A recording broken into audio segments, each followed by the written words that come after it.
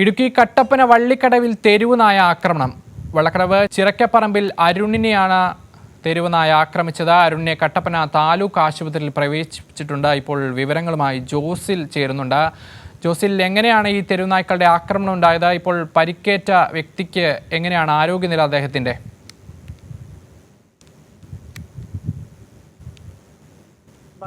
ഉച്ചയ്ക്ക് മുമ്പാണ് ഈ സംഭവം ഉണ്ടായത്. അരുൺ ഇത്തരത്തിൽ അവിടെ ഏലത്തോട്ടത്തിൽ മരുന്നടിക്കുന്നതിന് വേണ്ടി, കീടനാശിനിയൊക്കെ അടിക്കുന്നതിന് വേണ്ടി പോയപ്പോഴാണ് ഇത്തരത്തിൽ ഒരു ആക്രമണം ഉണ്ടാകുന്നത്.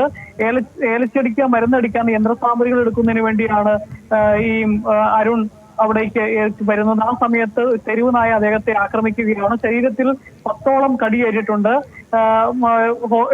ഹോസ് ഇത് വെള്ളത്തിലേക്ക് ഇട്ടതിന് ശേഷം അവിടെ ഉണ്ടായിരുന്ന ഒരു മോട്ടർ എടുക്കുന്നതിന് വേണ്ടി തിരികെ വീട്ടിലേക്ക് കയറിയ സമയത്താണ് ഈ ആക്രമണം ഉണ്ടായത് എന്നാണ് പറയുന്നത്.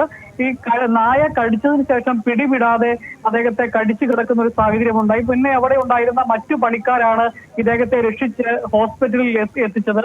ഈ പ്രദേശത്ത് വളരെയേറെ തെരുവുനായയുടെ ശല്യം രൂക്ഷമാണ് എന്നുള്ളതാണ് നാട്ടുകാർ പറയുന്നത്. സ്കൂൾ കുട്ടികൾക്കടക്കം ഭീഷണിയാവുന്ന രീതിയിൽ ഇവിടെ ഈ തെരുവുനായ്ക്കൾ ധാരാളം ഉണ്ട് എന്നുള്ളതാണ് നാട്ടുകാർ പറയുന്നത്. ഏതായാലും 10ഓളം പരിക്കുകളാണ് ശരീരത്തിന്റെ വിവിധ ഭാഗങ്ങളിൽ ഇദ്ദേഹത്തിന് ഏറ്റിട്ടുള്ളത്. ആ കടിയേറ്റ് നെഞ്ചിലും അതുപോലെ തന്നെ കാലിലും കൈകളിലുമെല്ലാം ഈ നായയുടെ കടിയേറ്റിട്ടുണ്ട് എന്നുള്ളതാണ് അതുമായി ബന്ധപ്പെട്ട് പറയാനുള്ളത്. ഏതായാലും അദ്ദേഹത്തിന് ആശുപത്രിയിൽ നിന്ന് ചികിത്സ ലഭ്യമാക്കിയിട്ടുണ്ട്.